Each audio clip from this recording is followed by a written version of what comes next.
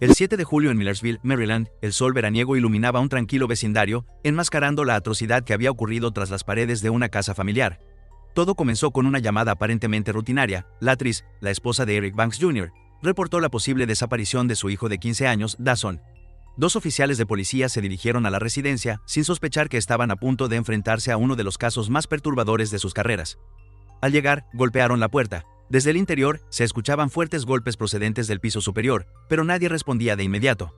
Después de varios minutos de espera, un hombre jadeante y visiblemente agitado, Eric Banks, abrió la puerta.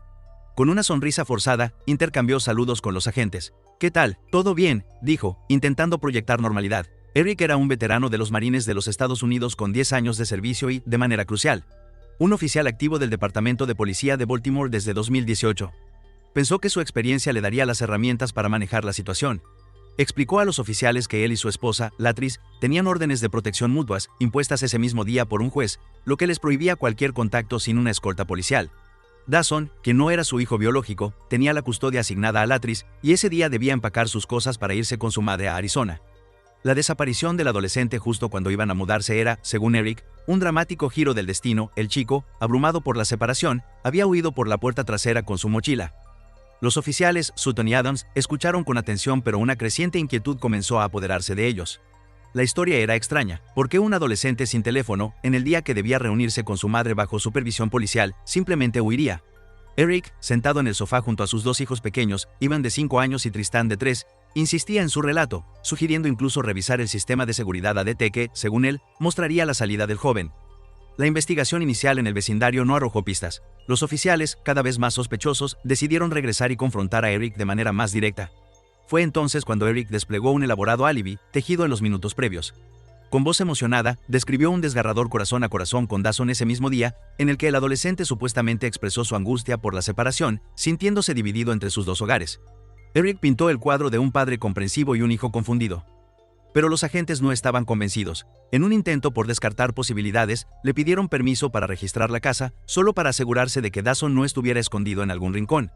Eric accedió, quizás confiando demasiado en su propia habilidad para ocultar la verdad. Lo que siguió fue un lento ascenso hacia el horror. Mientras recorrían la casa, los oficiales notaron un cambio palpable en el comportamiento de Eric.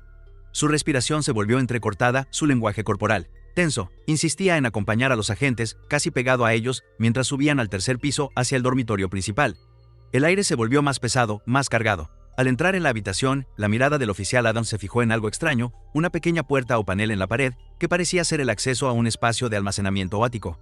No estaba completamente cerrada. «Podría oscurecerse ahí dentro», comentó Eric, con una voz que ahora sonaba hueca.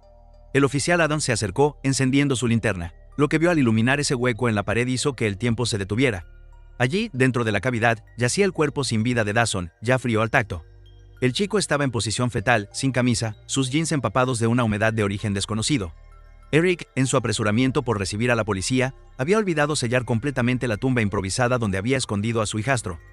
El descubrimiento fue un golpe visceral. Con profesionalismo contenido, los oficiales intentaron mantener la calma. Sacaron a Eric de la casa para detenerlo, pero la fachada del ex marín y policía se resquebrajó por completo cuando, al ser puesto en el coche patrulla, Eric inició una violenta y desesperada lucha por escapar.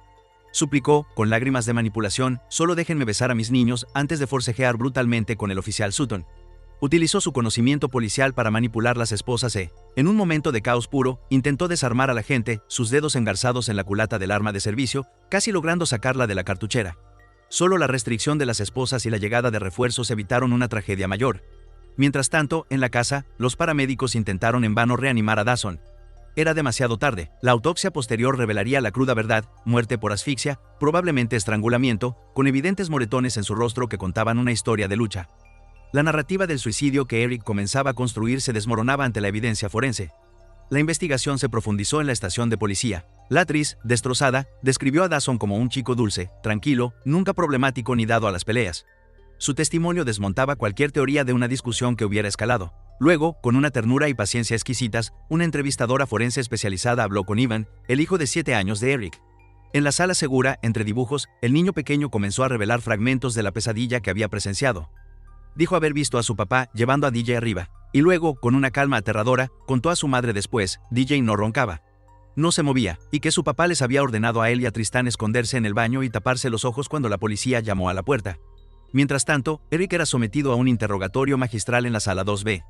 El detective Luis Adrián, un veterano militar como él, empleó inicialmente una táctica de camaradería, construyendo una conexión basada en experiencias compartidas. Durante casi una hora, hablaron del servicio, de las anécdotas. Eric, sintiéndose comprendido, bajó la guardia, pero era una ilusión. Adrián estaba tejiendo su red. Cuando la conversación giró inevitablemente hacia los eventos del día, la actuación de Eric se volvió meticulosa pero frágil.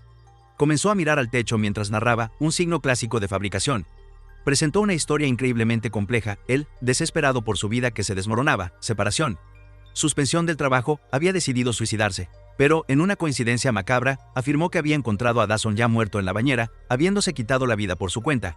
Presa del pánico, había escondido el cuerpo para, según él, proteger la memoria de su hijo de la estigmatización del suicidio.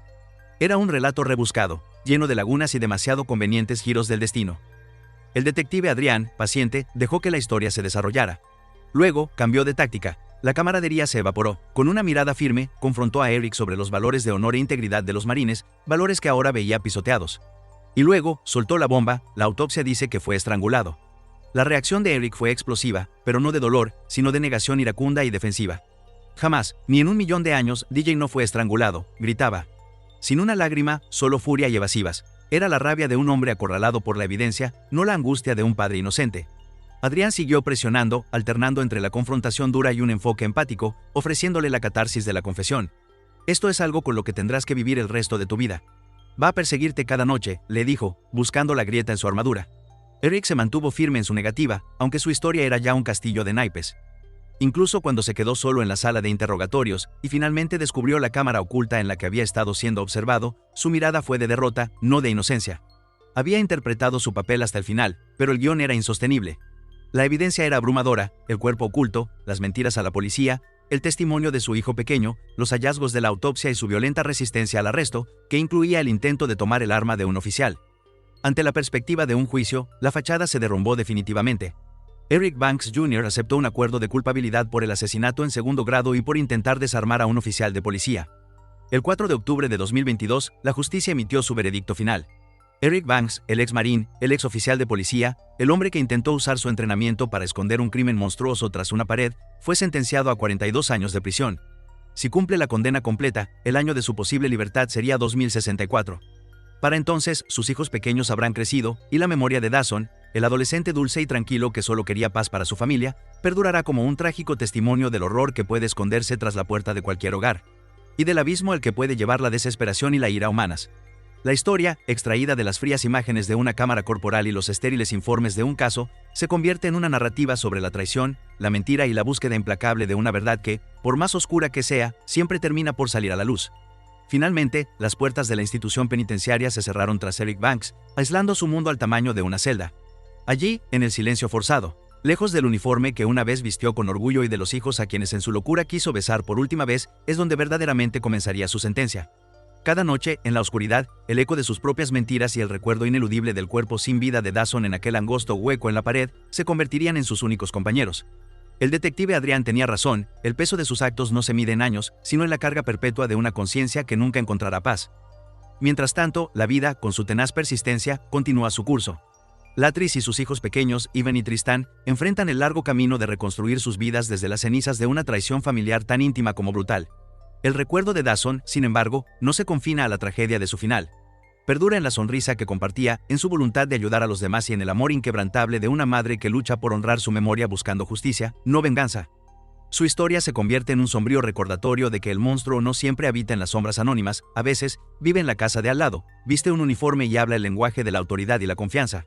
Este caso, más allá de los titulares sensacionalistas y la morbosidad del crimen, deja al descubierto fallas críticas en los sistemas diseñados para proteger. Las órdenes de protección denegadas, las señales de abuso emocional que pudieron haber sido minimizadas, y la peligrosa combinación de una mente en crisis con el conocimiento y el acceso propios de un oficial de policía, plantean preguntas incómodas y necesarias. La tragedia de Dawson es un llamado urgente a escuchar con más atención, a investigar con más tenacidad y a nunca subestimar el potencial destructivo que se esconde detrás de una fachada de normalidad. Así concluye esta narración, no con la simple clausura de un expediente judicial, sino con el eco prolongado de una pérdida evitable. La historia de Eric Banks y Dawson se archiva entre los casos más perturbadores, un estudio escalofriante sobre la duplicidad humana. Pero la memoria del joven de 15 años, amado por su familia y sus profesores, trasciende ese archivo. Su nombre, Dawson, queda inscrito no como una víctima pasiva de un horror sin sentido, sino como un testamento eterno de que, incluso ante la oscuridad más profunda, la verdad posee una fuerza imparable. Y tarde o temprano, como un rayo de luz filtrándose por una rendija mal sellada, siempre termina por abrirse paso.